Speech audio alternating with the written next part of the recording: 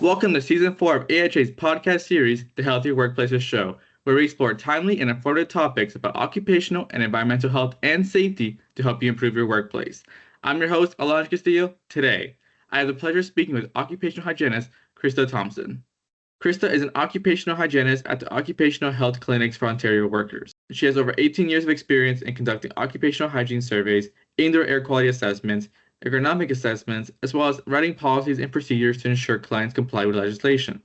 Krista has a bachelor's degree in life science from Queen's University and a master's degree in occupational and environmental health from the University of Toronto. Krista is the secretary-elect of AIHA's Women in Industrial Hygiene Committee. She also leads the International Women's Day Subcommittee. Today we'll talk to Krista about her career, the challenges women in industrial hygiene may encounter, and how we can support women in this field. Krista, thank you for joining us today. Thank you. I'm so happy to be here. Let's get started. So let's start from the beginning. How did you discover occupational hygiene and what made you become interested in this field? So I started in life sciences. This is a field with a lot of anatomy courses, physiology courses, toxicology courses, and I was looking to do some graduate studies. I started looking at what graduate studies were basically around me and that sounded interesting. And I came across the program at the University of Toronto, Occupational and Environmental Health. That one caught my eye because I had actually been working my summers at a factory, and the factory was DuPont, very known for their safety. So I had this amazing background in being trained through this summer job. Is there a moment in your career that shaped your perspective as an occupational hygienist? One in particular that stands out was actually a really large project. I was in consulting, private consulting, and the consultant company was involved in a cleanup of remote military sites in northern Canada. These sites were long abandoned, contaminated with toxic materials, with debris. The buildings were quite literally falling down, and they were going to clean them up. So the consulting firm I worked for was brought in to oversee some of the environmental and occupational exposures during the cleanup. So this was a fly-in, fly-out opportunity. And the team I was involved with, we would take turns being on site for up to 2 weeks at a time. This was, I want to say, like the World Series of industrial hygiene, because you had everything going on. You had the large industrial monitoring. You had complicated site logistics because there was no way to get in other than a charter plane. Wow. So you had to really look after those samples before they went out. We even had to set up a small lab on site to do some analysis. It wasn't a validated lab, so we did 10% sampling at validated labs. But in the meantime, we were doing our own to know what the exposures were, to make sure the exposures were acceptable. And at the same time, we had environmental monitoring going on to ensure that the same consulting firm, not necessarily me directly, but to ensure that there were no harms to the environment as well. And it was the first time I was involved with such a large industrial project with so much complicated logistics, but also that working together of occupational environmental exposures really just shaped my whole career and seeing how it's all connected. It all comes together. That sounds so exciting. Were there any particular challenges with this project? Oh, there were so many challenges. So for anything that had to remain either refrigerated or frozen for the media, we had to make sure that those refrigerators or freezers were on generators with backups. In case power was lost, we had to be aware of wildlife. This was a remote site where wildlife includes polar bears. So we also had to work with people whose entire job was to be aware of where the local polar bears were and keep an eye on ensuring the site was safe. So if I wanted to go do some air sampling, I had to coordinate with these individuals to make sure I could go in that area, that it was safe today, and they would come with me to stay near me and keep me safe while I was working there. So it was a whole nother level of complication with that. Wow, that sounds so interesting. I feel like that's just a field day of amazing work. It was, and you'd be there 2 weeks straight. So it was 2 weeks of working every day, like 12-hour days to do all this monitoring, and then you leave for, a month and come back. So you really got to see when you were there everything that was happening. You were aware of all of the remediation that was ongoing, all of the soil cleanup that was happening. Everything was all happening so quickly. It's amazing when you're working these long days, how much can get done. I have to ask, are those days, do they pass by very fast, or is it very slow because there's so much going on? Oh my gosh, those 2 weeks they felt like a long time when you were there because you did so much. Like at the Of end of these course. 2 weeks, you'd have your massive amount of samples for, asbestos, lead, isocyanates, whatever was being monitored, but it felt like a blink of the eye.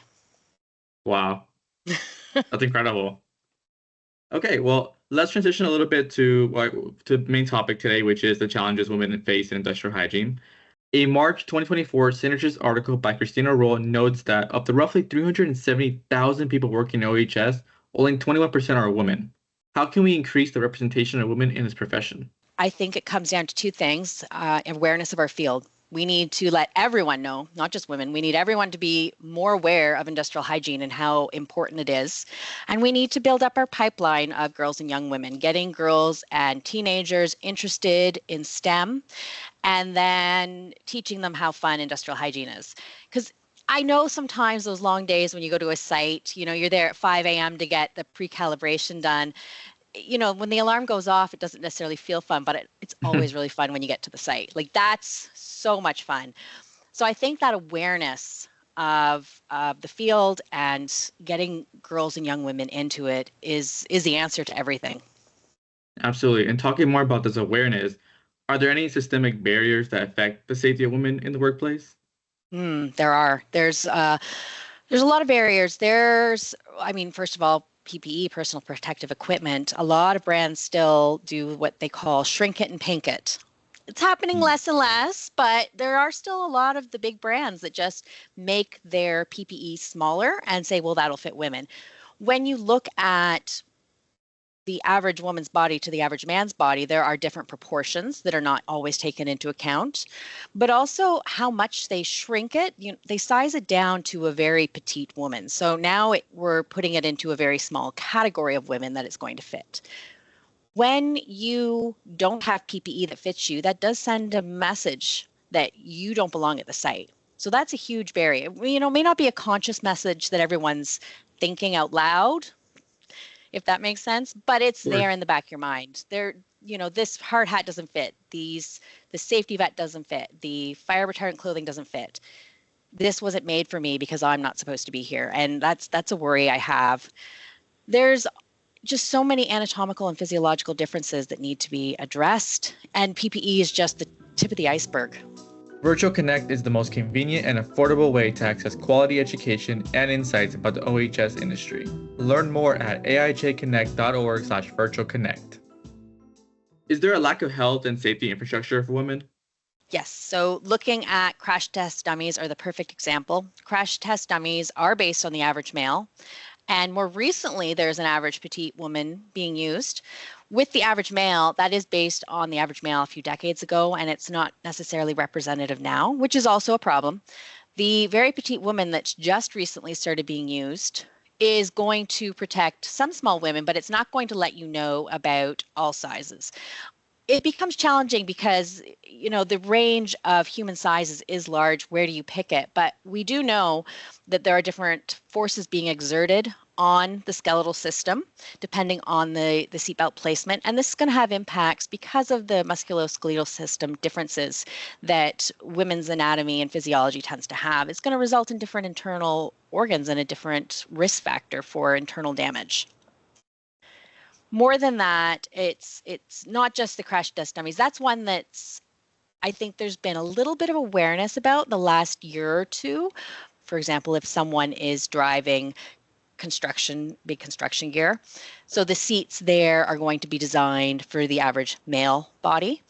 They are going to have everything there, where the levers are located, where the steering wheel is, whatever else is going to be based on the average male. So it's going to have differences for how the woman uses it that can result in issues or risks to your health or safety. And I'm curious, are there any certain chemical exposures that tend to affect women more often than men?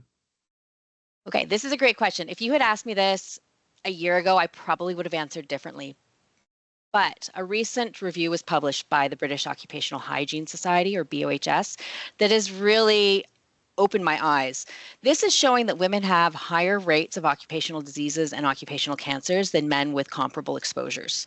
Before this, guessed that they were probably similar with a few select differences, but this data is showing us that's not the case. The same exposure is resulting in more occupational diseases in women than men with the same exposure.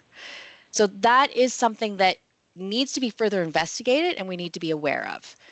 There's also emerging data showing the impacts of shift work. This can have impacts on women's reproductive health, and non-traditional shifts can result in reproductive health effects as well. This is also newer data within the last 5 to 10 years that's coming out. So there's still a lot we don't know. If you'd asked me 10 years ago, do we know what we need to know about the differences between men's and women's health effects from chemical exposures? I would have said yes, for the most part, barring perhaps some differences in the female versus male organs.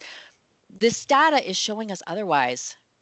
We need to know more about what the risks are to women that are different than men. And currently, BOHS and other groups are investigating that. Now, as you know, AIHA hosts the Personal Protective Equipment Fashion Show every year at AIHA Connect. How is that event related to the need to develop appropriate PPE for women? So we need to have this fashion show as a fun event with that serious reminder that not one brand is going to fit everyone, or not one style is going to fit everyone. So we need to know that and remind ourselves that these differences matter in terms of PPE. How is that event related to the need to develop appropriate PPE for women? Okay, so that PPE fashion show, it is a fun event. It's a highlight of a lot of us for the conference, but it underscores something more serious. So we need PPE that fits. As I talked about before, if it doesn't fit, you're getting that subtle message that you don't belong, but also you're not protected. So we need to have this fun moment with this serious reminder. We're using it as a focus on women's sizes because historically the PPE has not fit women. I think you can talk to any woman in any industrial sector or, anyone who's worn PPE, any woman who's worn PPE has told you that the lab coat didn't go over their hips, or the FRC, they had to go up a size so that it could fit over their hips, as one example, or perhaps something hung way too long on them. But also, there's more than just women's size ranges, there's men's size ranges. When you take a look at smaller men and larger men, they have some of those same issues too. A small man isn't going to have necessarily the exact same proportions as the average man. We're going to also have large men, and large men can be very tall, broad shoulders. They could be men with large guts. These are all different sizes where we need PPE of a range of styles to fit a range of bodies. If we're not wearing our PPE properly, it's not going to protect us properly. And that's what this comes down to. This fun event is highlighting this very serious issue. And talking about serious issues, I want to talk more about organizational bias. How might organizational bias affect women in the workplace? Yeah, that is a serious issue. And I think there's a few things going on. Most organizations don't even realize if they're biased. We have systemic bias, we have unconscious bias. What does that mean? What does that look like? So systemic bias, most organizations think they don't have it, but the reality is the pay gap is still there between women and men doing the same job. So there's obviously something going on.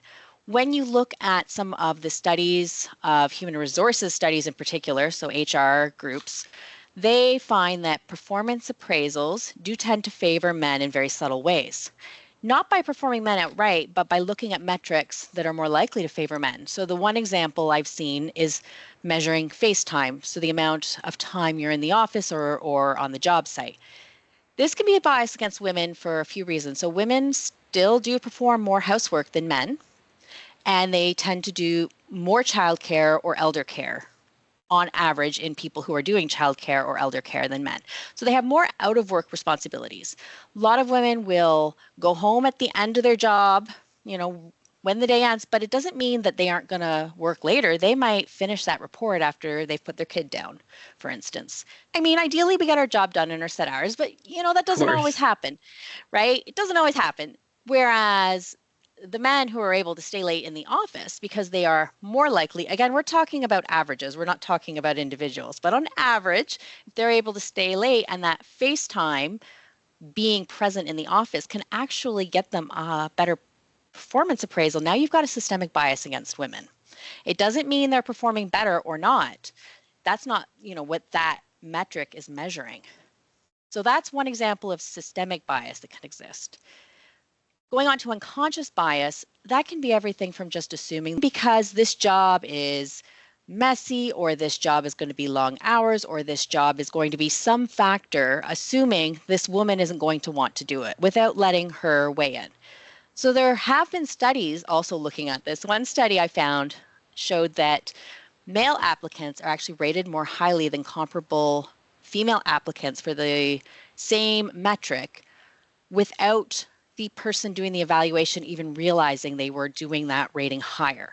So when someone independently looked at the data blinded to who was who, they found that the person doing the review who knew the sex would rate the man higher. Again, this is unconscious. The people involved did not realize it. And there's also been studies looking at women in leadership, and they're finding that women in leadership get lower performance evaluations than matched men. So we have this unconscious bias. How do we remove that? I don't know that you can really remove your unconscious bias. It's always there. It's about structuring everything in a way so that you reduce those systemic biases and then acknowledging our unconscious biases so that we can do something about it. Absolutely. I feel like we have to acknowledge and we have to bring into awareness that there is organizational bias. Is there any way that recognizing this bias can change it to a positive change? Oh, absolutely. As soon as you recognize your bias, you can do something about it. So if you are recognizing that your face time, your amount of time in the office is a performance metric, you can adjust that to instead look at reports being completed on time as one example. So now we've removed that requirement to stay late and recognize that some people do work at home. This is changing, I think, more and more now that there are so many work from home options that weren't around more than 5 years ago. But it does impact women more, so let's make it equal for everyone. Another really big example is, and it doesn't apply to all women, but it does apply to all women who are parents, who are mothers. So or fathers, men can be helped by this too. So if you are in an organization that can have family leave, both maternity and paternity, now you're helping giving everyone this chance to have this time because, infant care is so demanding and it's such a very short period of time in someone's career. It can really make for an even playing field, but also benefit the workers and employees in ways that we really can't quantify. Getting those couple of months to stay home with an infant isn't something you can ever truly put a value on, and yet it's priceless. Let's change topics. Tell me more about the Women in IH Committee. Why did AIHA form this committee? So the AIHA formed the Women in Industrial Hygiene Committee in 2018 in order to offer a resource for women to gather to discuss professional career development and leadership skills. So 2018, for the first year, it opened with a series of town halls of AIHA members to sort of investigate what might this committee offer? What should this committee do moving forward? Right now, what we've expanded. We have usually one large thing around International Women's Day at the start of March. We also have a town hall meeting every April, and we invite everyone at AIHA to attend this. We share the information on the catalyst for this annual town hall meeting. This year, the theme is on reproductive health issues in the workplace. We are also really excited. One thing we've been working on for the past few years is fundraising to have a scholarship, and 2025 is going to be the first year that we award this scholarship. Congrats, that's so exciting. Thank you. We are over the moon about this. So we have scholarships set aside for attending AIHA hosted programming. So conferences, leadership development, workshops, and seminars. We will be announcing the first recipients, I believe in May, very, very soon. So we are, like I said, over the moon. We are thrilled about this. This is something we've been working really hard on to have this as an opportunity. And we've been just trying to grow our committee as well. And I think having this scholarship really grows and solidifies our committee in a way that, just in a tangible way that we didn't have before. I think this committee is creating the small steps that will eventually create the bigger steps to change this field. I want to talk more about the bigger picture for a second. Sure. What progress has the OHS field made within the last few decades for women regarding health and safety in the workplace? I think that there's, it's surprising, but this acknowledgement that women's physiology is different, that is something that I did not see talked about at the start of my career, which is less than 20 years ago. I just didn't see that discussion. So I think the acknowledgement that, yes, there is different physiology, different anatomy, different health effects, that's a huge one. That's for monitoring the health and safety of the workers that we're actually doing the monitoring for. When it comes to people working within the field, I think the PPE fashion show and the discussions around PPE is sort of symbolic of other changes, in that we recognize PPE needs to be different. We recognize other aspects of the field have to be different, and that is slowly changing. When I say slowly, that's actually not fair, because I say slowly, I'm thinking back over 18 years. But when you think about the grand scheme of the industrial hygiene as a career, as a sector, it has changed monumentally. We are changing, and I don't face sexism for the most part in this field. I don't reach out to my colleagues and have sexist responses. I find all of my colleagues to be very supportive. And I don't always get that. When I was in consulting and I would go to a client site, not all clients' places were like that. But within the OHS field, I definitely feel like I belong. That's great news. That's great to hear. Yes, it is. I think other women, in my very informal polls of chatting with other women in OEHS, they're saying the same thing. Our colleagues believe we belong here, and we feel that. We really do. You absolutely belong here. Let me ask you this. What do you foresee in 20 years? How would it be like? Oh my gosh, what would I love in 20 years? I would love for, the Women in IH committee to be even larger. I would love if we were like all laughing about the idea that once upon a time there wasn't pay equity. Oh, remember that? Wasn't that the dark ages? That's not an issue now. I think that also, a review of some of the occupational exposure limits for, are the occupational exposure limits not protective enough for women? Or is it the PPE not being adequate? What is that's been causing these higher rates of occupational diseases that we were talking about earlier? What is it that's causing that? If we had that identified and addressed, I think that would be huge and towards impacting, women working in every sector. Absolutely. What else should the OHS profession be doing in this respect? I think the biggest thing is remember that women belong. Women belong wherever there are jobs. Every sector, there might be some modifications, but if you think back to it, those modifications can be made. And the reason I know this, think about World War II. Okay. Most of the men went to Europe. The older men and some men stayed behind, but for the most part, the factories were filled with women and everything got made. They couldn't expect the women to lift some of the things they used to expect men to do. So they got lifting devices. There were issues with long hair. They'd never had to think about that because most men had short hair. So the women pulled their hair back or covered their hair with a cap. All it takes is modifications, and women can do basically everything and can make the workplace stronger. There's so much evidence around how when you have women in the workplace, you can make for a stronger, a more diverse workforce overall. So that's what I would like to see is, just accept and remember that women belong. And if there's a modification, great. So modifications can be made. We are creative. OEHS professionals are creative people. We can make changes happen. Absolutely. Let's make changes. Yes, absolutely. What efforts will the Women in IH committee take on in the near future? So our big thing that we have going on right now is in April, we're going to have a town hall open to everyone. I mentioned that briefly. We're going to have a couple of women talk about their work procedures that they have for their workplaces where they have known reproductive hazards. That is a big one. Also in May, for those going to AIHA Connect, we're going to have the PPE fashion show.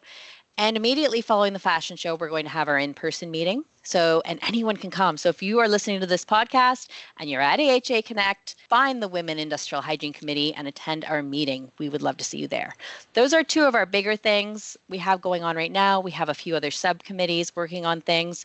We're going to be updating our description on the webpage as one tiny example, but we've got lots of things planned for the fall as well. As you heard here, if you're interested, get involved. Absolutely. Change is needed. Krista, as we approach the end of this episode, is there anything else you'd like to share with the audience? Oh my gosh, yes. I am so glad you have this question. So our Women in Industrial Hygiene Committee recently hosted a panel, and the theme was on women in industrial hygiene and occupational and environmental health and safety. We are going to be having this panel put on the AIHA YouTube page in the very near future. Possibly by the time someone's listening to this podcast, you can go find this panel. This was a 1-hour conversation. We had Larry Sloan, AIHA CEO. We also had Jennifer McNally, who's CEO of the American Society of Safety Professionals. We had Lorraine Martin, who is CEO of the National Safety Council, and Nancy Wilk. She's the president of the International Occupational Hygiene Association. She's also a very active member of the Women in Industrial Hygiene group, and she was on this podcast about 4 months ago. So they had this panel where they were talking about the issues. What struck me most about this panel was when we reached out to each person. All 4 of them did not hesitate to say, yes, I'm in, let's make it work. That, I think, speaks to the attitude of OEHS professionals. We will make it work. That's who we are at our core. We are all going to make it work. And the fact that they all jumped up, yes, I want to be involved. So what I want to share with the audience is that this recording is out there. And also that we have a really great CEO. Like, for him to jump up that fast and be like, I'm in, like, fabulous. We can't ask for anything better than that. He was like, we will make this happen. It will happen. Let's find it. You know, with people that busy, finding a date can be hard, but they're like, we will move things if we need to. I'm gushing now, but I was so thrilled with that response from all 4 of them, really. So that is available, and I want everyone to listen to that because I think you'll get a lot of insight into women, but I think you'll get a lot of insight, I think, into OEHS professionals in general. That's great to hear. If anybody's interested in watching the video, it will be in the description below. That wraps up today's episode of the AIHA Healthier Workplaces show. Krista, thank you so much for joining me today and sharing your thoughts about the challenges women in OHS face and what we can do to support women in the OHS profession. Listeners, if you're interested in learning more about AIHA's work to protect the health and safety of workers of all genders, visit our website and follow us on social media. Thank you for tuning in, and as always, remember that healthier workplaces means a healthier world. Till next time.